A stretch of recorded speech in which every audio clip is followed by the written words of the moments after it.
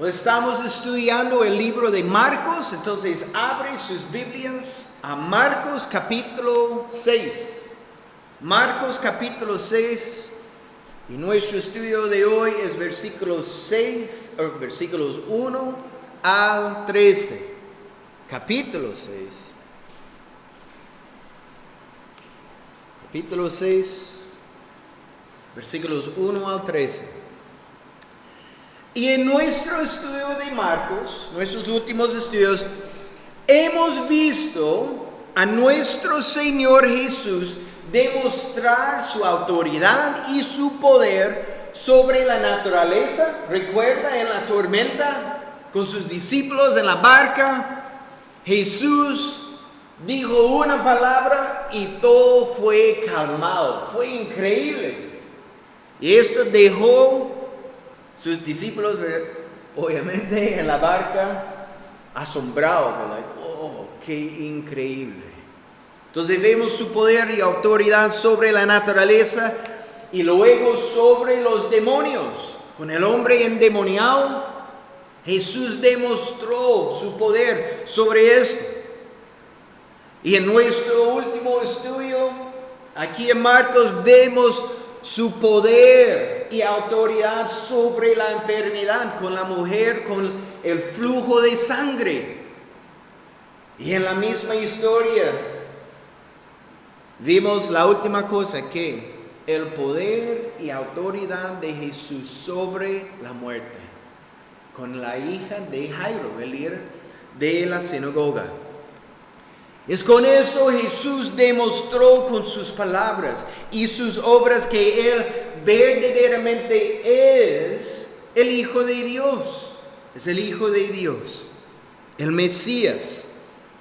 Y todos estos eventos ocurrieron alrededor del mar de Galilea y casi todos en la ciudad de Capernaum. Pero hoy veremos que Jesús vuelve a Nazaret, su pueblo. Posiblemente está pensando, su pueblo, Nazaret. Necesitamos recordar, Jesús nació ¿dónde? En Belén. Ellos salieron de Belén por Egipto por un rato y luego regresaron ¿a dónde? Nazaret. Eso es su pueblo, eso es el pueblo de Jesús, y Jesús había vivido en Nazaret por casi 30 años. Y creo que olvidamos este hecho. 30 años pasando en este pueblo. Y en la palabra de Dios, esta será su última visita a su pueblo en Nazaret. Es en este momento. Entonces, vamos a leer la primera parte, versículo 1 al versículo 6 en capítulo 6.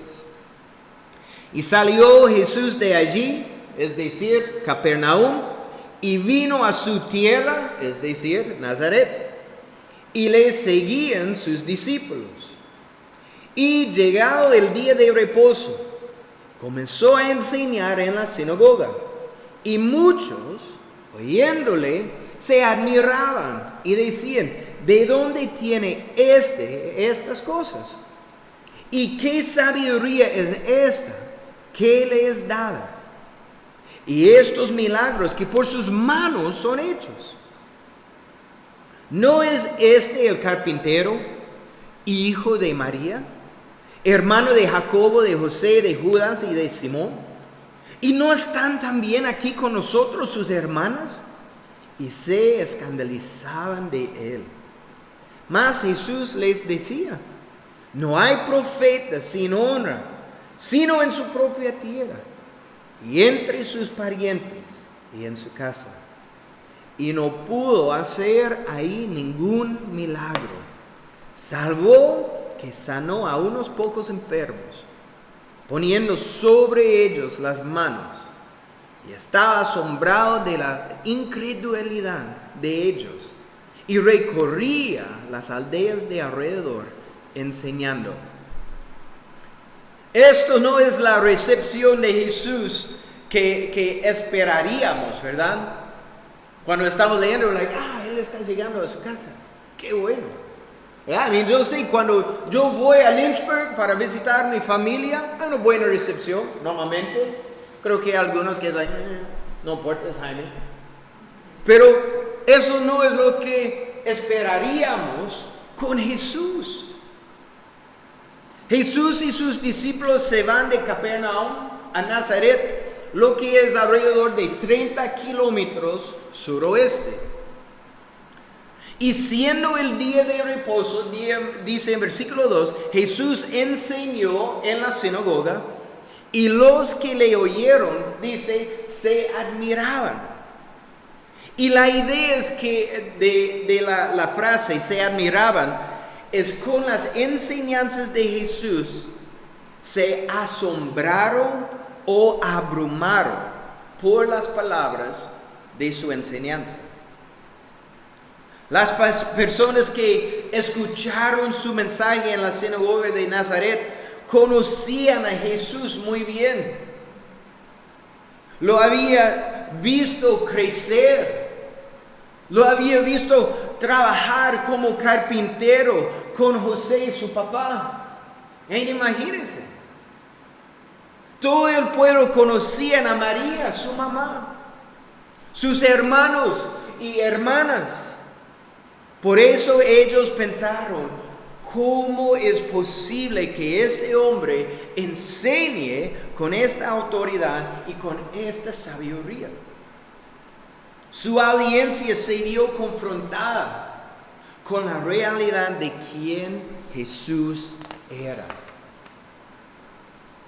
Lo que significa que ellos necesitaban tomar una decisión acerca de Jesús. Si lo aceptarían como el esperado Mesías o lo rechazarían. Y es lo mismo con cada persona que escucha el Evangelio hoy en día. Cuando estamos compartiendo el mensaje de Jesús, la persona tiene una responsabilidad en este momento. La persona tiene que decidir si aceptará a Cristo como su Señor y Salvador o lo rechazará como el Señor y Salvador de su vida. Y quiero decir algo muy importante. El no tomar una decisión de seguir a Jesús como Señor y Salvador es rechazarlo. A veces estoy hablando con alguien de que yo tenía la oportunidad de compartir el Evangelio con esa persona, pero esa persona no tomó una decisión en este momento, no quiere tomar una decisión en este momento. No, la realidad, la persona ha tomado una decisión. ¿Y qué es? Rechazar el dulce mensaje del Evangelio. No podemos decir, si esa persona es ante Dios, puede decir, yo escuché su mensaje, fue muy bueno, pero es que yo pensé yo tenía más tiempo. No. La decisión. Ellos necesitan tomar una decisión. Y la gente en Nazaret, ¿qué vemos? Decidió rechazar a Jesús y a su mensaje. Y el tropiezo para ellos fue el hecho que Jesús era un hombre común, como ellos. Eso fue el tropiezo. Él había crecido entre ellos. No fue entrenado por los rabinos en las escrituras, ¿verdad? Nadie está diciendo, Jesús es de esta escuela de Gamaliel, ¿verdad? La misma escuela del apóstol Pablo. Nada, él es un carpintero. ¿Por qué sus hermanos y hermanas no hablan como eso? No tienen esta sabiduría. ¿Cómo es posible? Eso es su mamá, su papá. Fue un hombre común, de una familia humilde. Y lo que vemos en Juan capítulo 7, versículo 5, dice que ni aun sus hermanos creían en él. Imagínense, sus hermanos, su familia. También sería difícil ver sus hermanos no creen en él. Pero ustedes tienen la expectativa que yo creo en él. Necesitamos entender también en versículo 3 la frase hijo de María. En este tiempo y cultura era un insulto. Es un insulto. La costumbre era identificar al hijo por medio del ¿quién? Del padre, no de la madre. Eso es lo que vemos en los genealogies. ¿Cómo se dice? Esa cosa. ¿Qué vemos? Esa persona, hijo de este hombre, hijo de este hombre. Pero ¿qué vemos aquí? Hijo de María. Es un insulto. Es un insulto. Entonces dice versículo 3, se escandalizaban de él.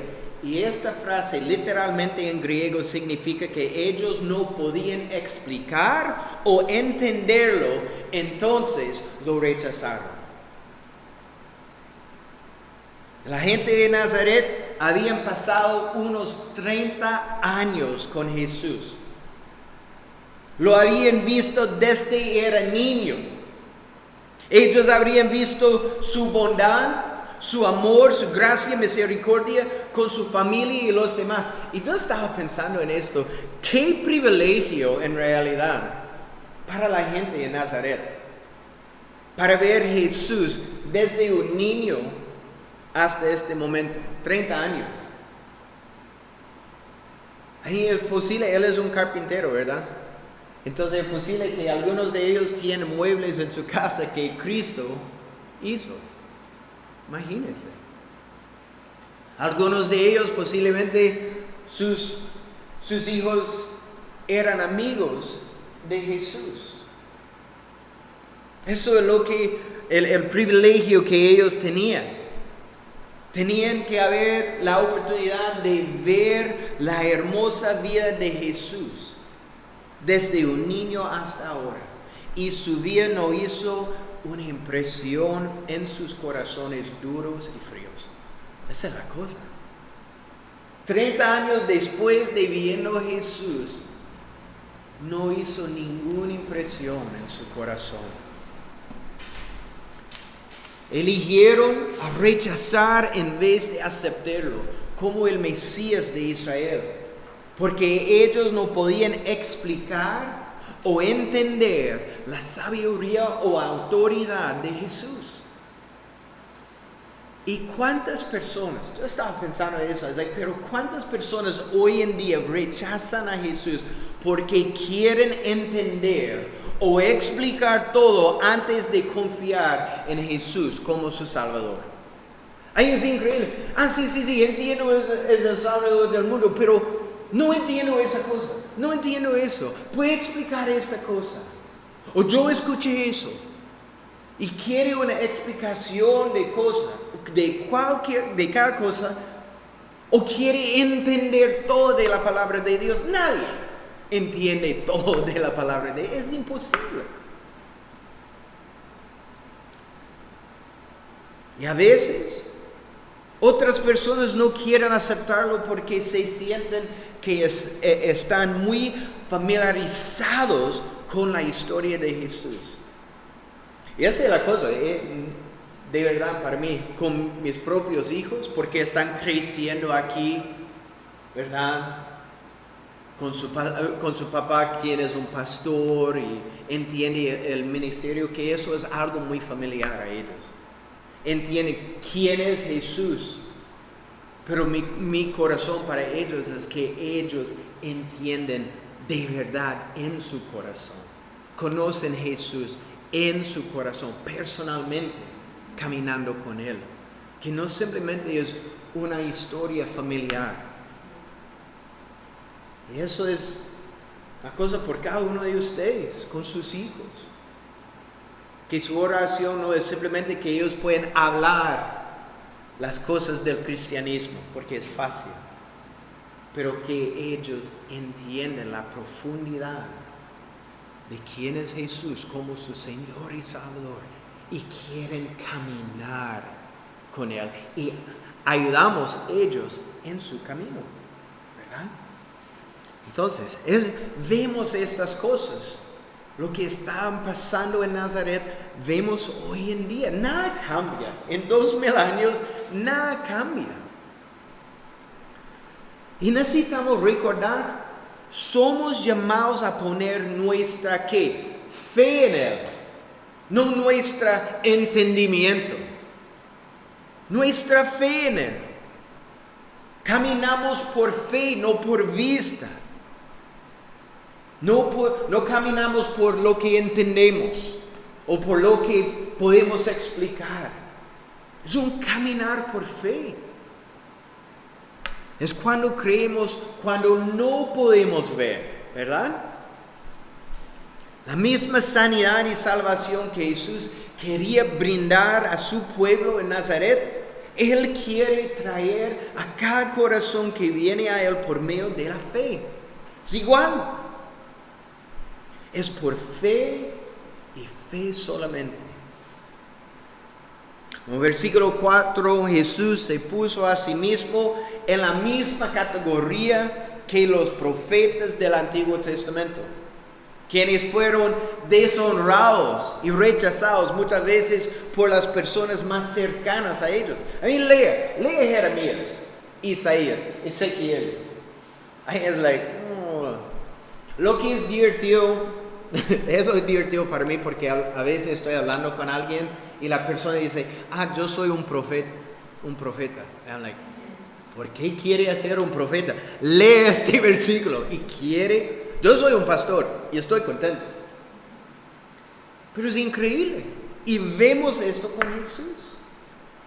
Rechazado completamente por su familia, amigos, ¿verdad? Su pueblo. Versículo 5, vamos a leer de nuevo, en capítulo 6. Y no pudo hacer ahí ningún milagro, salvo que sanó a unos pocos enfermos, poniendo sobre ellos las manos. El hecho que Jesús no hizo ningún milagro en Nazaret no fue por una limitación de su poder, para nada. Él no hizo un milagro por la completa falta de fe en ellos. Si queremos ver a Dios moviendo, requiere fe. Y obviamente como la gente está respondiendo a Jesús, no tienen fe. Dice, solo muy pocos enfermos vinieron a Él para ser sanados. Y la idea tras de eso significa que la gente piensa, Jesús no tiene el poder de sanar a esa persona, entonces no vale la pena para traer a esa persona ante Jesús. Tan grande es su falta de fe. No es simplemente una falta de fe, pero es like, no vale la pena. Imagínense su hijo, su esposo o esposa está en la casa, o alguien, un amigo, es like, no vale la pena. Eso es la idea de su falta de fe. En versículo 6 dice que Jesús se asombró de la incredulidad de ellos. Eso es una frase muy fuerte. Solo vemos esta frase 2 veces en los evangelios. Solo 2 veces vemos que Jesús se asombró. Aquí, en Nazaret, y también en Mateo capítulo 8, con el centurión romano. Vamos a Mateo 8.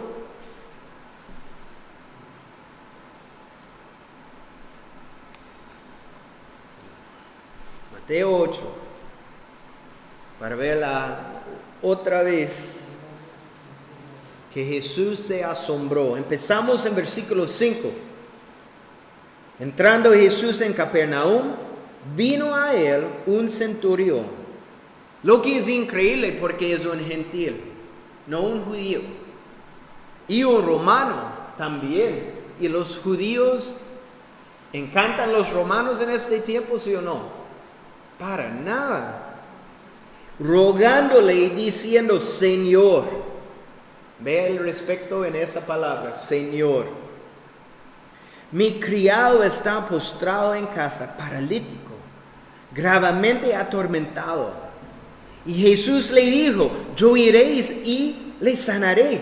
Pero vea cómo respondió. Respondió el centurión y dijo, Señor, no soy digno de que entres bajo mi techo. Solamente di la palabra y mi criado sanará. Porque también yo soy hombre bajo autoridad y tengo bajo mis órdenes soldados. Y digo a este, ve y va. Y al otro, ven y viene. Y a mi siervo, haz esto. Y lo hace. Y al oírlo, Jesús se asombró y dijo a los que seguían, de cierto os digo, que ni aún en Israel he hallado tanta fe. Eso es la otra. Y es completamente opuesto de lo que vemos, ¿verdad? En Nazaret. Jesús se asombró de él. Ni aún en Israel. Y la idea, ni aún en Israel, es todo el pueblo de Israel he hallado una fe tan grande. Como este romano. Imagínese escuchando como un judío. Wow.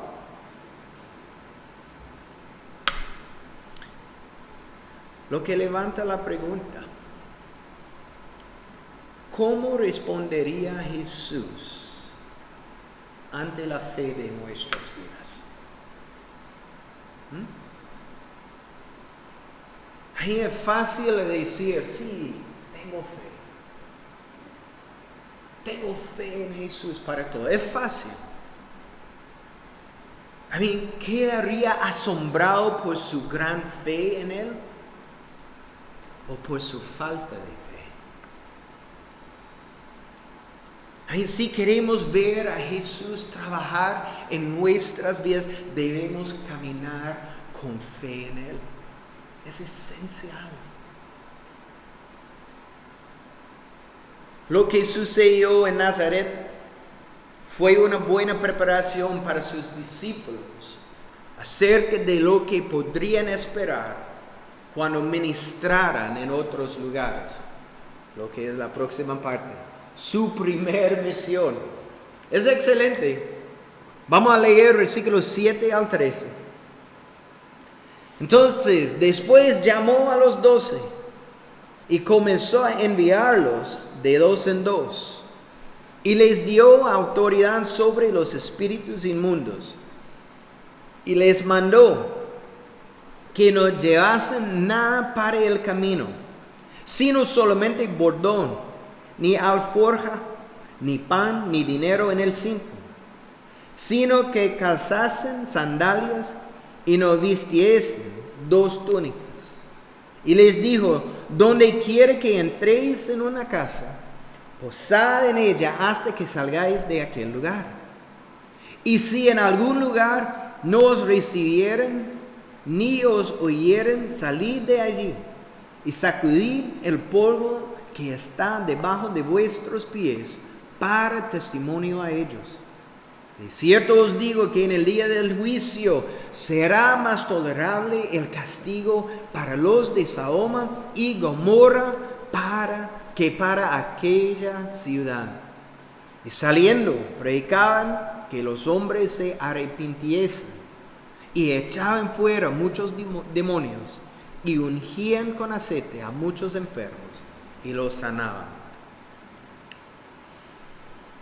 En versículo 7, Jesús envió a sus discípulos en pares y en su autoridad. Es importante, no es en la autoridad de los discípulos, es en la autoridad de Jesús.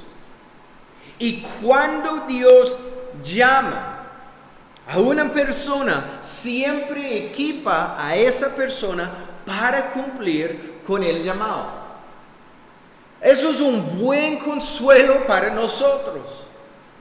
Vea lo que dice Hebreos 13, versículo 21. Hebreos 13, versículo 21.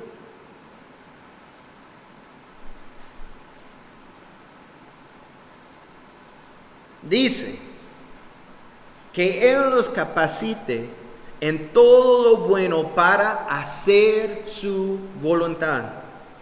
Y que por medio de Jesucristo Dios cumpla en nosotros lo que le agrada. Qué gran consuelo y ánimo es el saber que cuando Dios nos llama a hacer algo para el reino de Dios, Él nos dará la habilidad para cumplir la tarea ante nosotros. Siempre. Pero la clave es que estamos haciendo su voluntad. Si está pensando, o puedo hacer cualquier cosa, y Dios me equipa, no, es muy claro este versículo. Es cuando hacemos su voluntad.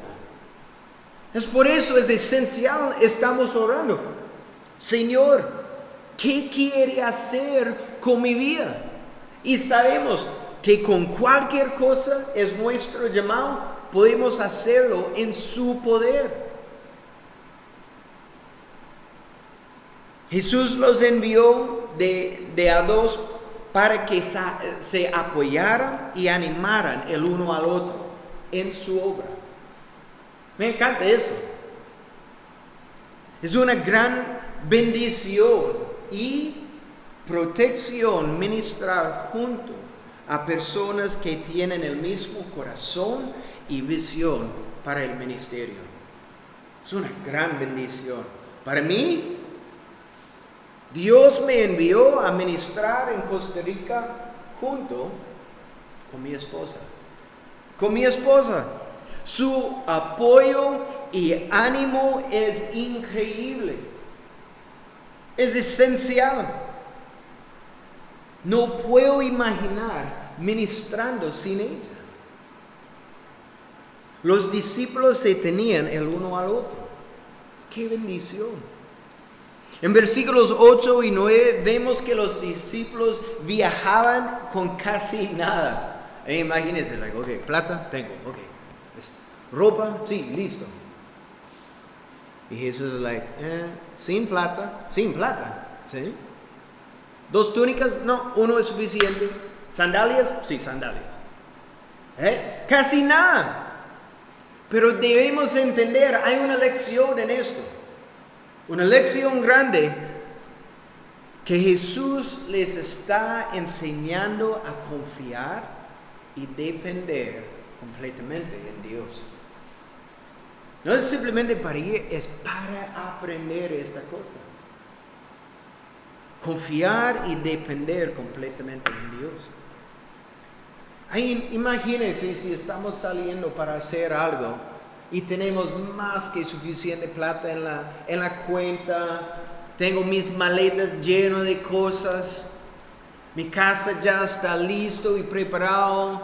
Y el edificio de la iglesia ya está listo. Todo está en orden. Esas son buenas cosas. Y esto pasa a veces. Pero lo más importante es que con cualquier cosa que estamos haciendo, estamos dependientes y confiando completamente en Dios para su provisión. Siempre. Cuando aprendemos a confiar en Dios y dependemos en su bondad, experimentaremos su paz y gozo en cualquier circunstancia por cual su mano nos guíe. Cuando confiamos en Dios, ¿sabe lo que pasa?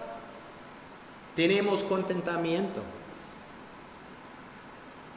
Y cuando somos contentos, ¿sabe qué pasa? Tenemos gozo en cada circunstancia de nuestra vida. Así, lo que vemos en Hechos capítulo 16, cuando Pablo y Silas estaban en el cárcel,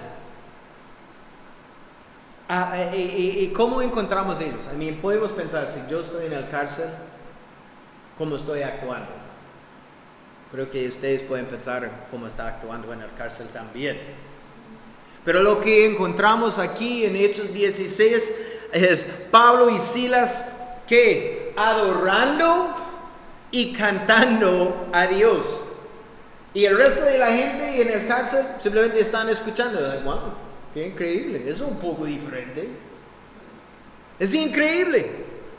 Porque sin importar sus circunstancias, ellos tenían plena confianza que Dios estaba con ellos y podían descansar en el gozo del Señor.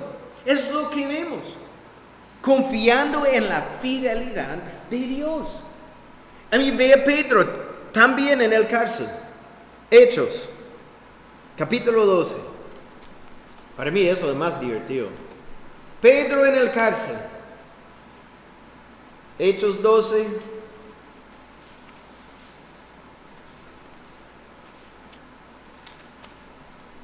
Versículo 7.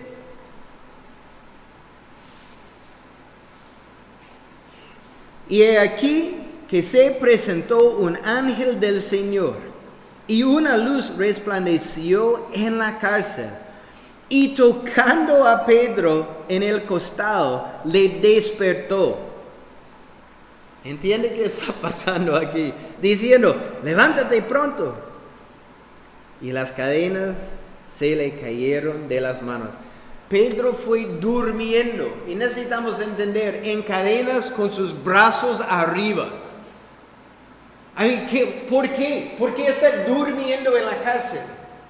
Con la luz en sus ojos del ángel Pedro. De la manera que el ángel necesita golpearlo. Levántate. Eso es la idea atrás de lo que está diciendo. Vamos. Es like, wow. Él está contento. Él está dependiente completamente en Dios, confiando en Él. Y por eso Él se puede descansar. Es lo que vemos. El contentamiento describiría su vida. Se ve su vida marcada por el gozo del Señor. ¿Cómo describiría su vida? Podemos confiar y depender en el Señor porque Él es fiel y digno de confianza. Cuando confiamos en Él, veremos que el gozo de Dios abundará en nuestros corazones, independientemente de las circunstancias de nuestras vidas. Es lo que vemos en estos ejemplos. Sus circunstancias son terribles. Lea el epístola de Filipenses. Es lleno de gozo y Pablo está escribiendo esta carta de la cárcel. Lleno de gozo, está bien, todo está bien conmigo. ¿Y ustedes cómo están? Imagínense en el cárcel diciendo, ya, todo está por bien. ¿Verdad? Para él, sí.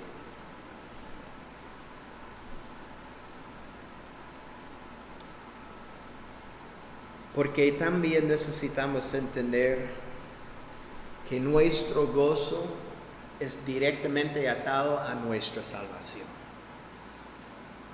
Y nadie y nada puede tocar nuestra salvación. Es seguro. Es seguro. Continuamos, versículo 10, vamos a leer de nuevo. Y les dijo, donde quiera que entréis en una casa, posad en ella hasta que salgáis de aquel lugar. Para entender lo que Jesús está diciendo aquí en más detalle, vamos a leer Mateo 10, 11 también, para entender todo. Mateo 10, 11. Dice, mas en cualquier ciudad o aldea donde entréis, informaos quién en ella sea digno, y posad allí hasta que salgáis. Entonces, un poco más detalle de lo que está pasando aquí. Y la idea atrás de alguien digno en la ciudad es una persona con una buena reputación. con una buena reputación. Y es importante porque si permanecían en la casa de alguien de mala reputación, ¿qué podría pasar? Podía dañar su ministerio y testimonio, ¿verdad? Ahí imagínense, si yo estoy aquí y todos los días usted me ve saliendo una casa llena de gente usando drogas y borrachos. ¿Qué está pensando? ¿Quiere escuchar mi mensaje? Eso es un buen cristiano. No, todos están pensando, wow, esa persona está tomando todos los días, usando drogas, todo. Daña mi reputación, mi ministerio, todo. Vemos aquí de nuestro Señor la importancia de no hacer cosas que dañen nuestros testimonios y reputaciones, ¿verdad? Y eso es en cualquier circunstancia, no solo cuando estamos ministrando. Siempre representamos a Cristo. Entonces es esencial que siempre estamos haciendo cosas correctas. Cómo hablamos con nuestros amigos debería igual en cómo hablamos aquí en la iglesia, o en el trabajo, o en la escuela. No importa dónde estamos, cómo hablamos y actuamos es igual siempre. También Jesús les dijo que cuando encontraran dónde quedarse, que permanecieran ahí hasta que se fueran de la ciudad. ¿Por qué? Porque la idea es de aceptar con agradecimiento la hospitalidad ofrecida y no buscar una situación con más conforts. Porque de nuevo, la idea es que es del contentamiento y agradecimiento por la provisión de Dios por medio de otras personas.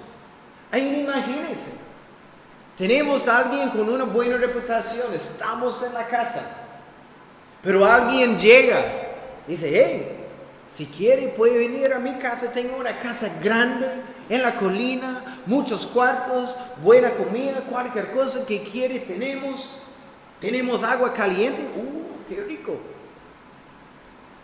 Imagínense cómo se siente la gente que están aprendiendo su casa a usted. Y me voy. ¿Por qué? Ve esa oportunidad. ¿Esas personas quieren escuchar su mensaje? No, estamos agradecidos. Hey, tenemos algo para comer, arroz. Estoy durmiendo en el suelo, está bien. Jesús quiere que aprendamos a ser contentos en cada situación. Esa es la idea aquí. Y finalmente, si llegaron a una ciudad donde nadie les recibía, ellos necesitaban sacudir el polvo debajo de sus pies como un testimonio en contra de ellos. En contra de ellos. Y el sacudir el polvo de sus sandalias era una advertencia que los discípulos habían cumplido sus responsabilidades de compartir el mensaje de Jesús y que ahora los oyentes, por rechazar el mensaje, rendirían cuentas ante Dios. Eso fue algo fuerte en este tiempo y época, ¿verdad? Si yo estoy afuera y tengo mis sandalias, I'm like, hey, me voy. La gente aquí, chao. Nadie sabe. Pero para la gente en estos pueblos, para ver, entienden. Be like, Y yo estaba pensando, yo estoy imaginando a algunas personas cuando pueden ver sacando el polvo de sus sandalias.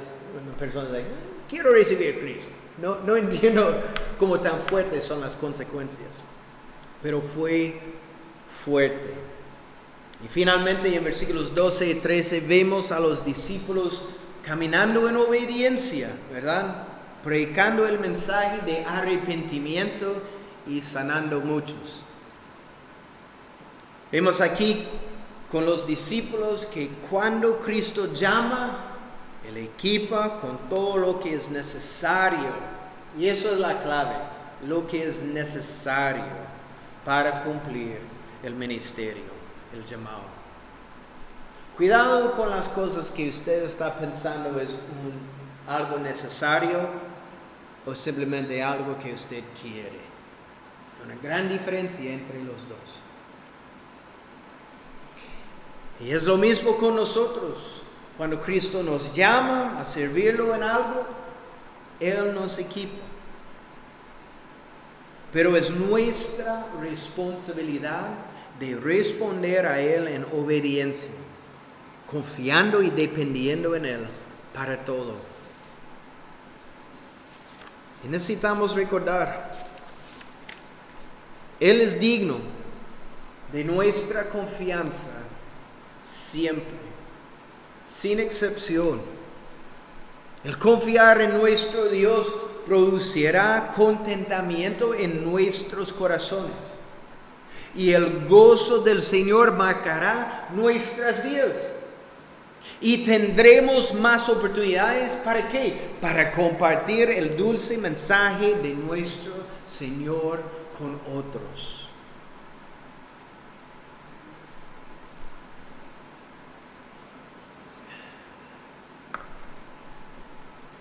Jesús ha llamado cada creyente a algo. ¿Sabe eso?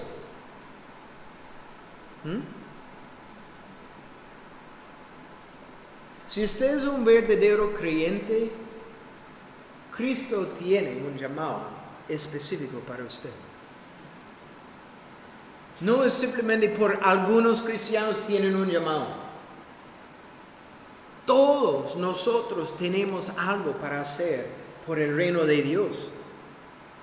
Vea lo que dice Efesios 2:10. Eso es lo más clara. Efesios 2, versículo 10.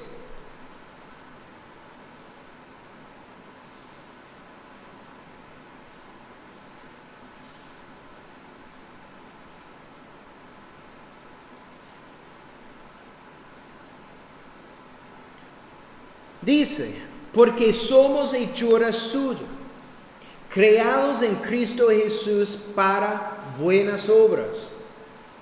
Tenemos una obra para hacer, un llamado, las cuales Dios preparó de antemano para que anduviésemos en ellos. Hay una responsabilidad que tenemos. No dice que algunos tienen obras para hacer para el reino de Dios. Cada uno de nosotros que estamos caminando con Cristo tenemos un llamado. Él desea que nosotros respondemos en completa obediencia y confianza en Él. Tenemos una responsabilidad. Y cuando contestamos el llamado, debemos depender en su poder y en el Espíritu para todo. Amén. Señor, gracias por su palabra. Y Señor, gracias por el llamado que tenemos en nuestras vidas. Es algo increíble pensar que el Creador del universo tiene un plan y propósito y un llamado para nosotros individualmente.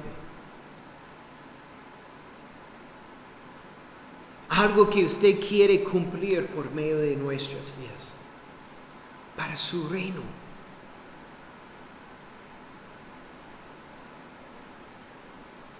El Señor nos da el deseo a tomar tiempo ante ti,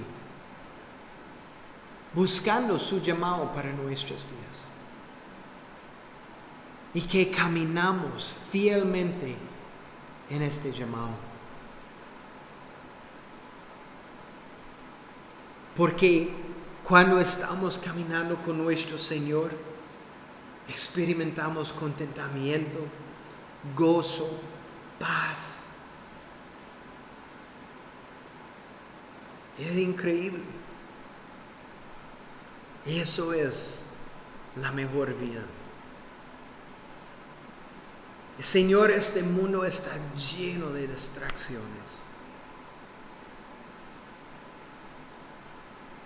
Cosas para desviarnos de este camino. Señor, ayúdanos a enfocar nuestros corazones en ti, para seguirlo con todo nuestro ser. Y pedimos estas cosas en tu glorioso nombre.